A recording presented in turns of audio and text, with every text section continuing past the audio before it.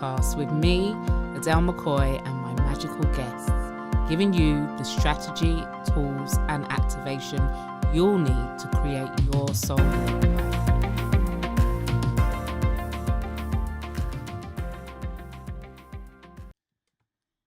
Hey guys, and welcome to another installment of Soul-Led Lifestyle Podcast with me, Adele McCoy. Today, I am going to be talking with a wonderful soul, beautiful soul called Dawn Gray. She is going to be telling us all about how trauma almost stopped her from working in her gifts, and how she kind of turned her life around since working with her gifts. She is a angelic healer, communicator, and guide who specialises in angelic healing through meditation. She helps people connect to their guides and works through blocks in your chakras. So you need to listen to this lady today. I am sure there will be other people who could totally relate. So grab your drinks, get comfortable, and I will see you on the other side. Hey Dawn. Hello. How are you? Yeah, I'm good, thank you. How about you? I'm good, thank you. Thank you so much for coming on my show. I really appreciate it. Very welcome. I'm going to just dive straight in and just ask you a little bit about your past and what life was like for growing up for you as a child. Okie dokie. So, I have had quite an interesting upbringing. Unfortunately, in my life, I've had quite a bit of trauma, especially when I was younger, which I think is kind of what led me down the spiritual path eventually, because I had to find a way to kind of deal with some of that. So I had, like, my mum was absolutely wonderful bringing us up. You always have that loving mum in the family and stuff. Unfortunately, my dad wasn't the same. He was very his way or the highway, and I was a very opinionated young child, and he didn't like that. So I always spoke my mind, and obviously he wasn't happy with any of that. I was also very spiritually gifted as a child as well, but due to one thing or another, I kind of jumped back in the spiritual closet, which I'll kind of get into. So when I was very young, I actually only just recently found out that I had a spirit animal guide, which was a gorilla. Oh, But wow. when I was really young, I didn't know that that was my spiritual guide. And in my bedroom at night, this shadow form kept appearing in the form of a gorilla. And I was absolutely terrified. Yeah. Every time I went to bed, I was like, Mum, I can't have my nightlight on. It's making the shadows. It's Yeah. making the shadows. And then if there was a tiny bit of light coming through the door, I'd be like, I can't sleep. Um, and yeah, it was only very recently that I found out that it was my gorilla guide. Oh, wow. So he's been with me all my life, and I didn't even know. I just kind of got scared about it all I bet because he's a big back softie when as well. he is, yeah, he's very protective, very loving, and wants to give that love out. And obviously, because I couldn't hear what he was saying, he couldn't really explain to me that he was actually nice and he was there to help. And obviously, when we were growing up, the internet kind of was only just coming out, so we didn't really know much about spirit guides or ghosts unless you had somebody in the family that knew about it already. We didn't have any of that, so it was kind of just we had we grew up on Most Haunted TV show and stuff like that, so it was always ghosts were bad, they were always attacking the people. So whenever you seen this stuff, it was always a bad thing, so automatically I was scared. Mhm. And we didn't kind of know any better growing up. Um, so strange things like that kept happening to me through my life. A lot of the time, I would get, "How did you know that?" And I was like, "I don't know, I just know." Yeah. A lot of the times, people would open up to me and not really know why, but that kind of led them to not really liking me because they felt vulnerable around me. Oh, wow. So Yeah, I know like a lot of the times people say with the spiritual gifts they have people open up to them and they make really good friendships and stuff out of that. But then a lot of the time with me, it was just that defensive mode with people, and I ended up growing up like that. I ended up having those barriers in front of me. Mm-hmm. I end up I ended up putting that defensive thing in place because I was always so worried that somebody else was going to do it to me first. So I was going through a lot, especially when I came up to like my teenage years. I was going through not very like a nice relationship. I had a lot of trauma issues from my dad as well. So automatically I put my defenses up, and even the spiritual side kind of went because um, there was a bit of an incident that happened actually. I found out that I'm a channel for spirits, Mm-hmm.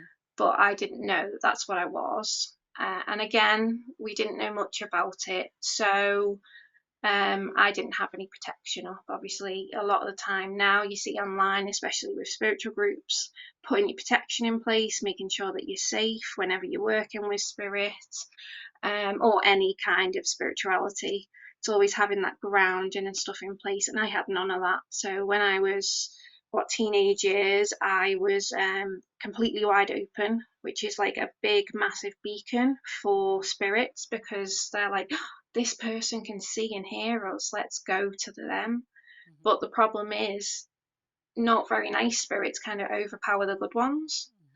So I have actually been possessed twice in my life, Wow. and they weren't very nice spirits at all.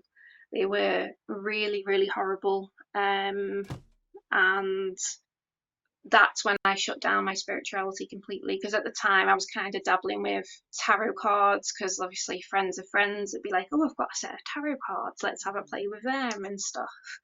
So I was kind of dabbling a bit, but then when I got possessed, I literally I shut down completely. The possession wasn't like a long possession or anything. Yeah. It was only like a couple of minutes, maybe. What happened, if you don't Um, mind but sharing? okay, so one of them, which I remember really vividly, was I was in a hotel room.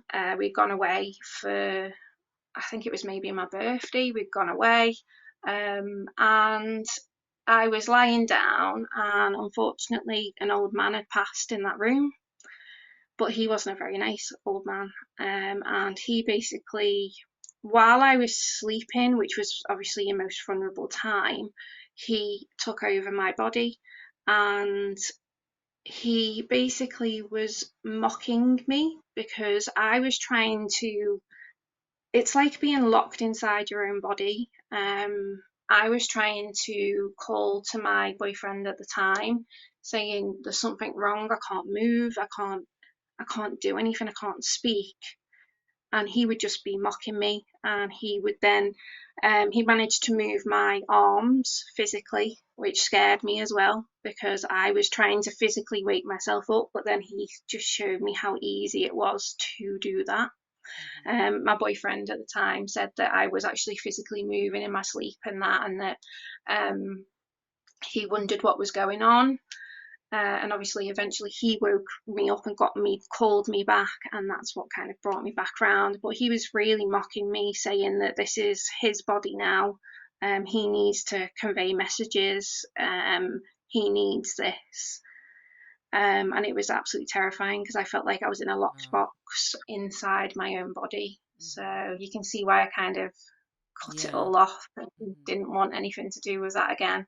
Yeah. Um, so I completely cut myself off from it. I'd still have friends and stuff that would talk about ghosty stuff and everything, and I'd kind of like ignore it and I'd just kind of skirt around it and not really talk about it because obviously it was really frightening. Um, and yeah, that kind of me jumping back into, I suppose, the spiritual closet was led to some very, very hard years because I wasn't following my true self. So I kind of just was going day by day. I didn't really have a purpose. I felt very lost. And then I met my wonderful husband and we had a child together. But that actually made things a lot worse for me in terms of my mental health, because I ended up having postnatal depression. And that was extremely hard for me, and that led into full-blown depression, where it came to a point that I was crying every single night going to bed. I was Wow. getting anxiety, panic attacks, and I honestly do believe that it's because I wasn't listening to my true calling anymore, because I had shut everything off. So one of the nights, I think, I was crying to my husband. I was basically saying, I don't want to be here anymore. This isn't what I was meant to be doing. This isn't me. And he said, right, well, we're going to get you help. And obviously, unfortunately, in this country, the NHS is struggling. So when we spoke to them, it was a good 3 or 4 months' time before they could even get us any help, even in the assessment. So I ended up going out, and one of my favourite bookshops is The Works, which I absolutely love. If you love any spiritual books and Yeah. stuff, they have really good ones in there. Close. So I ended up finding I think it was an anxiety journal, I think it was called. So it was a bit more interactive book, and it asked those deeper questions. And that's kind of what led me into meditation. So this this is also it's quite, I don't know, when I explain this story, I always feel like it's dead far fetched for people, Okay. because I'll get into it, but Yeah. I feel like sometimes it's a bit too woo woo for people. That's um, okay. but yeah, I was going to say, but I will explain that. So basically, I was going through this diary, filling it all out, doing meditations. And then one of the nights I was meditating, and I don't know if it was a full moon, if it was a new moon. I honestly wasn't tracking it back then. But during the meditation, the moon spoke to me.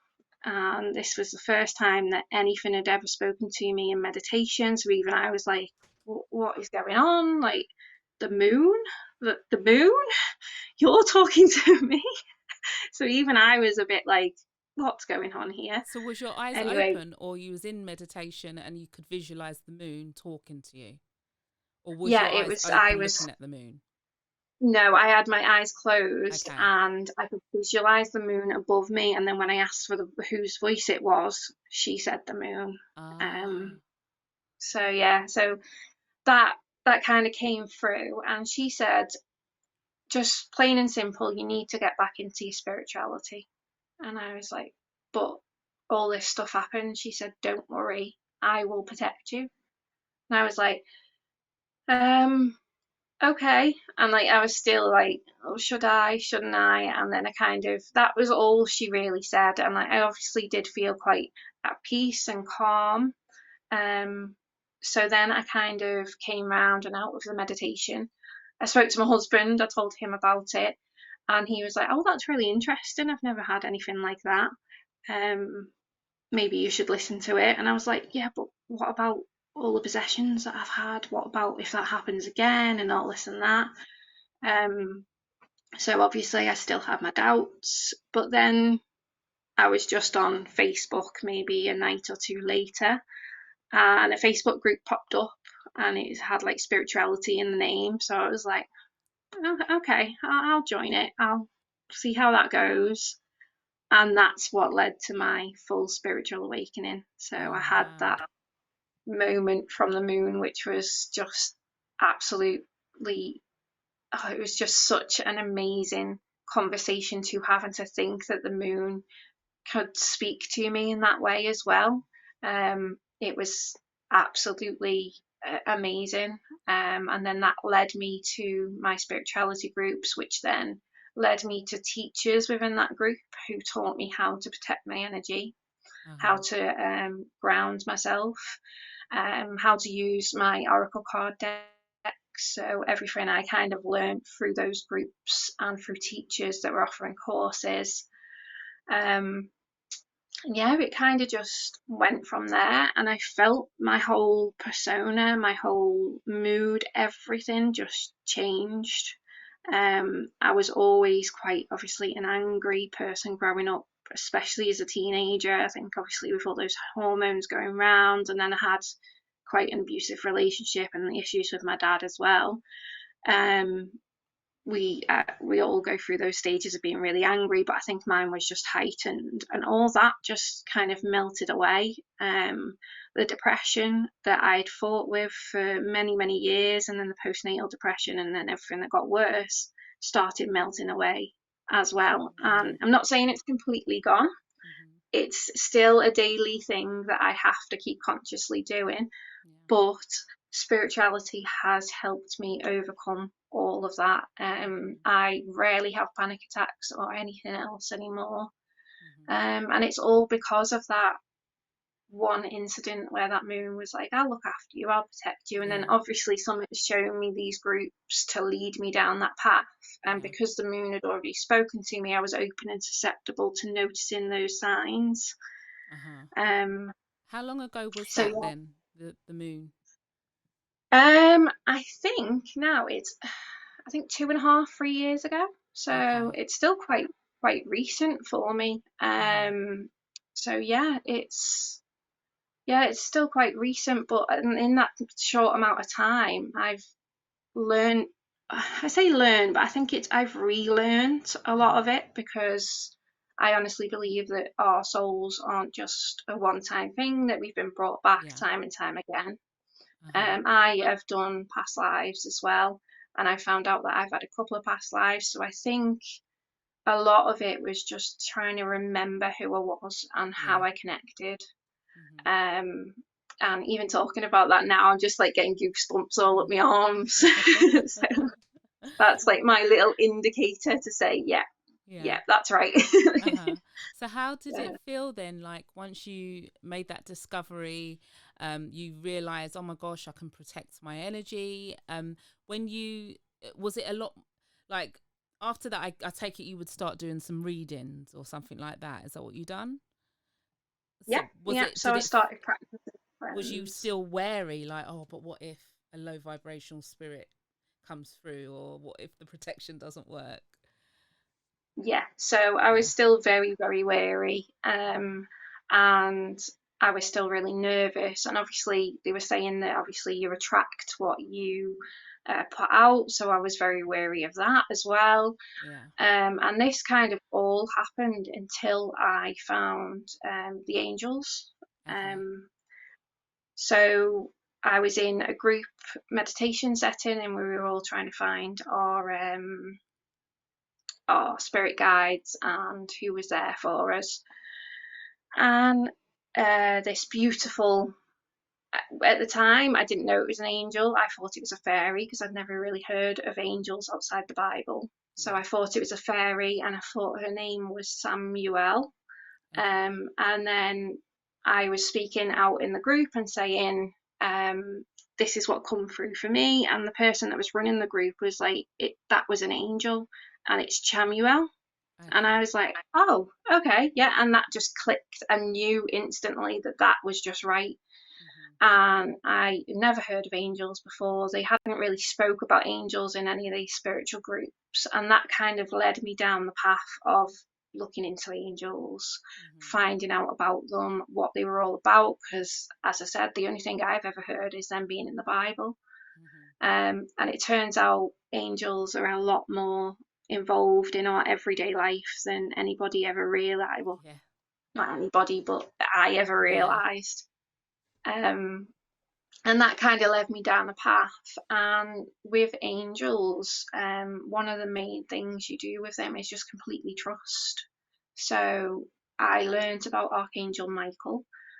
He is one of the main archangels who helps light workers, and he works with protection. And Hmm. ever since I've worked with him, I have never had an issue since. So Uh-huh. maybe, so what, I've been doing it for about 2.5 years, 3 years. So maybe the past 2 years, I've been working with Archangel Michael, and like I said, no trouble, no issues. Because whenever there was kind of like not evil, but bad spirits or anything like that around, I get this weird feeling in Yeah. between my shoulder blades. Okay. Because with spirituality, obviously, sometimes you can have feelings, you can have knowing, and that, and feeling was just one of my things. And I get this weird feeling in between my shoulder blades, and I know to shut down and move away. And since I've been working with Archangel Michael, none of that. I've just asked him to protect me, look after me on this journey, and just trust that he would be there for me. And he was every single step of the way, and that led to more readings for Uh-huh. friends, and more people um, saying how accurate it was, and I was still really nervous. So I wasn't too sure about myself. But over time, my confidence just built, Yeah. and just working with that side, and then bringing more and more angels in as well. Because Wow. Archangel Chamuel was the first one, which she brings unconditional love, which is something I really needed for myself at the time. Um, and she was kind of the first one to open up and move through that with me, and let me soften, I suppose, my heart, because I had built those walls. And that's what allowed me to work with the angels a bit better. So now I call on them for everything, absolutely Yeah. everything. I'm a bit like Uh, that. yeah. um, so what is it that you currently do now exactly? So you do, is it angel readings or is it, what do you call them? Yeah, so at the minute, I do angel card pulls and readings. I also do guide readings as well. So I kind of dabble with the readings in a bit of everything.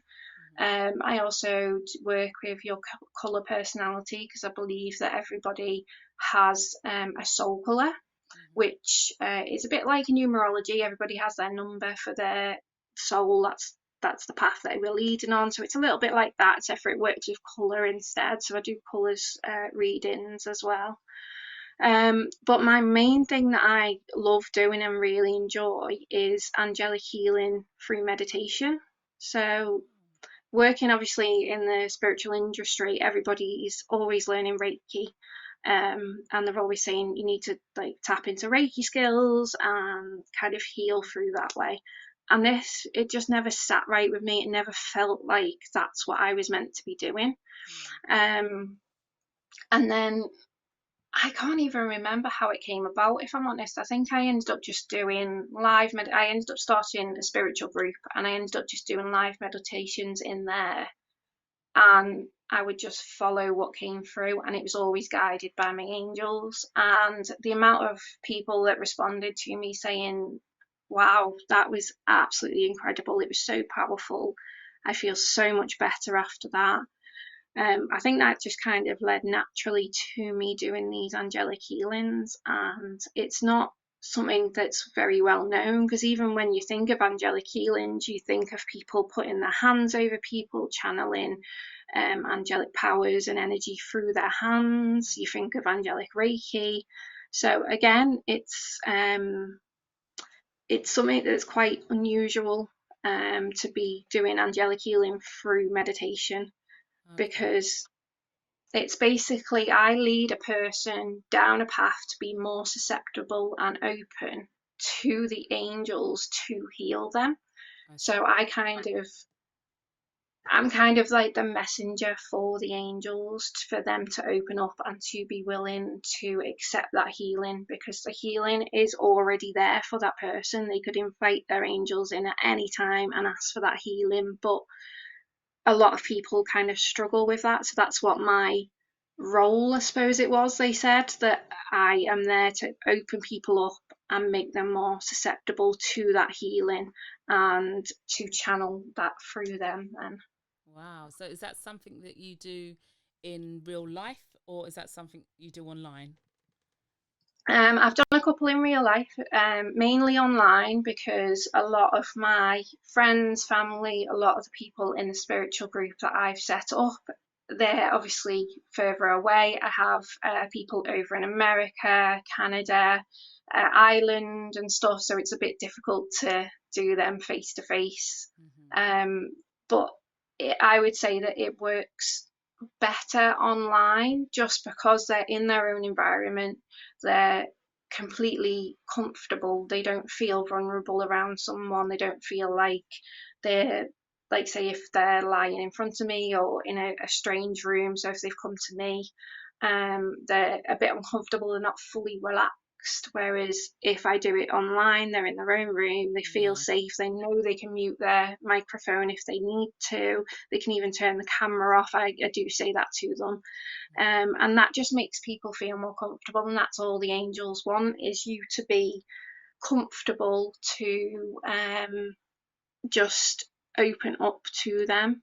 Hmm. So that's the best way that I've found that I work and that other people work as well. So Oh wow, it sounds really interesting. I don't think I've really heard of angel healing.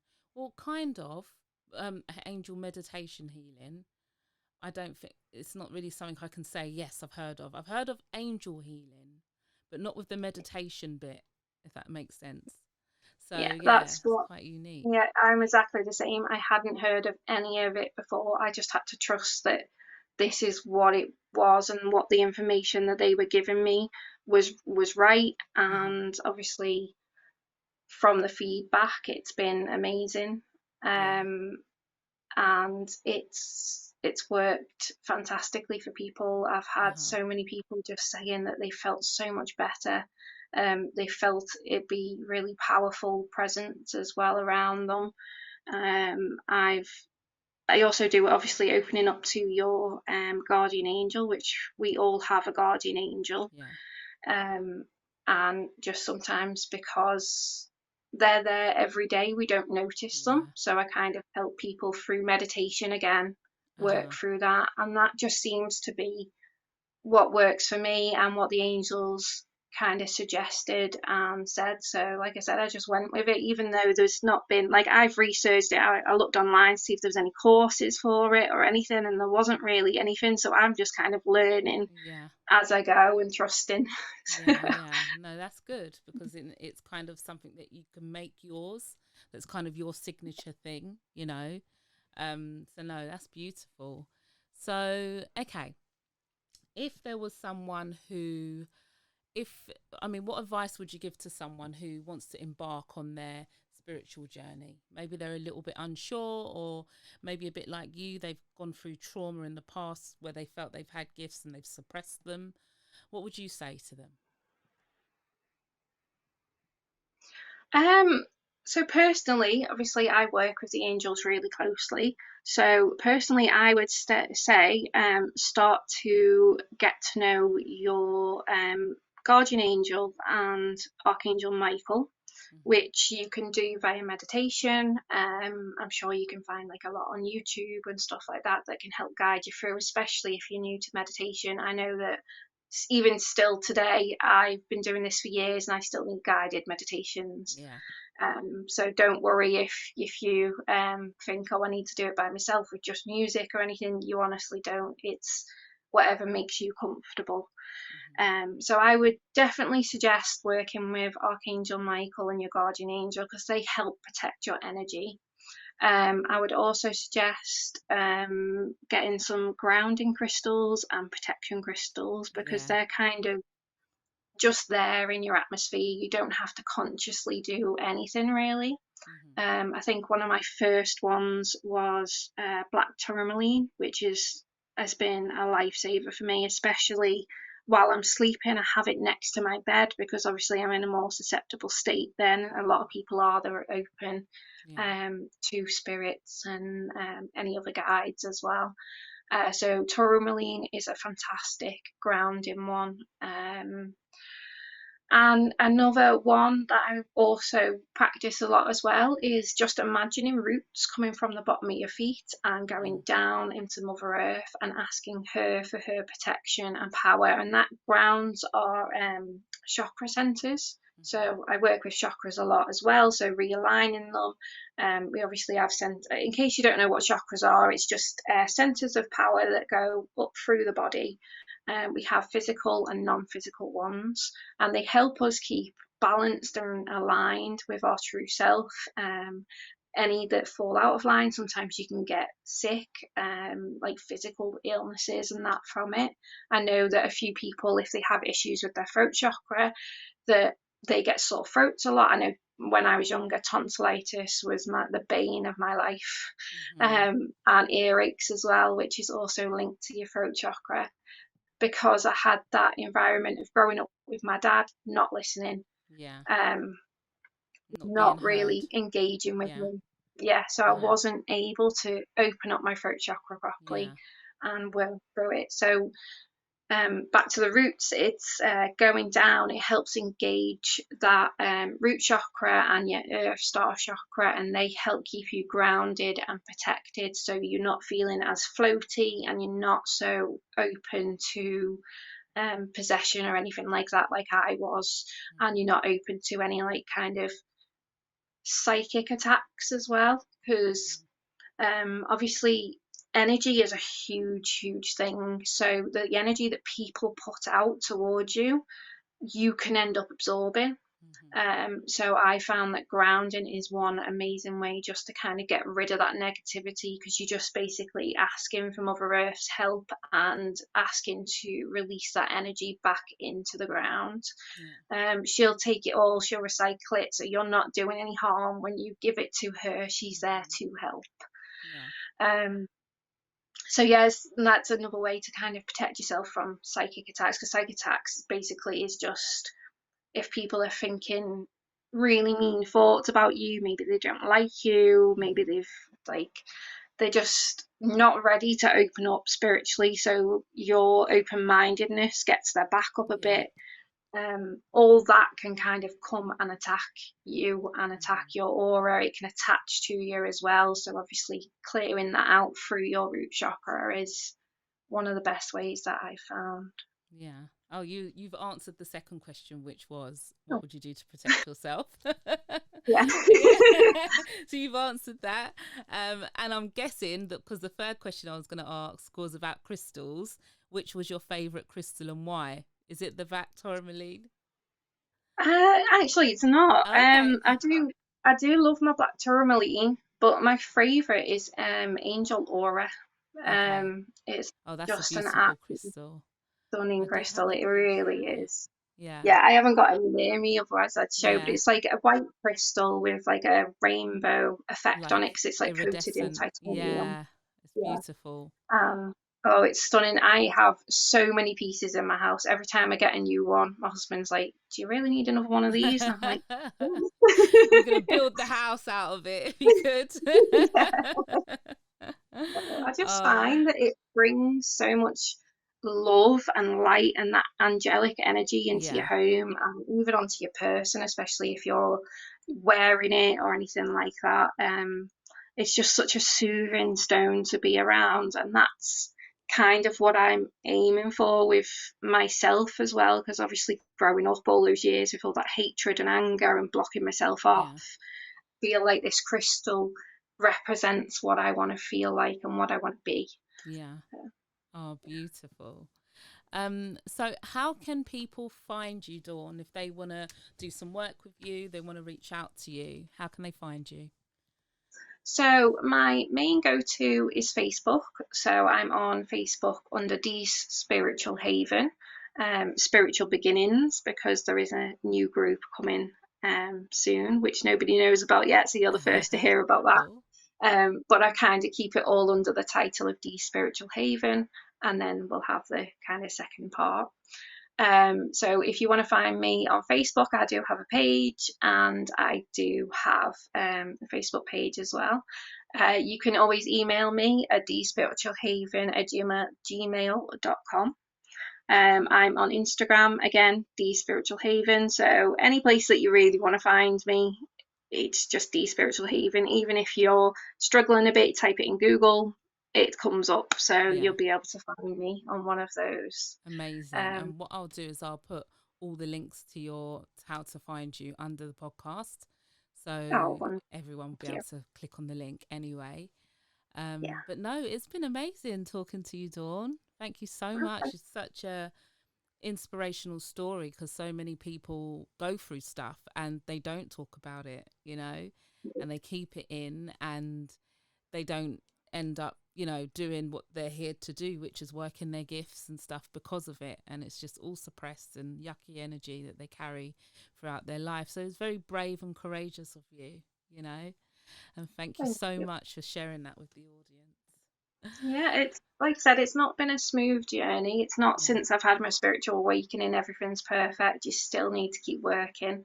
But I just kind of want to remind people and let people know that it is possible to recover from this stuff and to feel like you're here and you feel like you belong, Uh-huh. and that you have a purpose.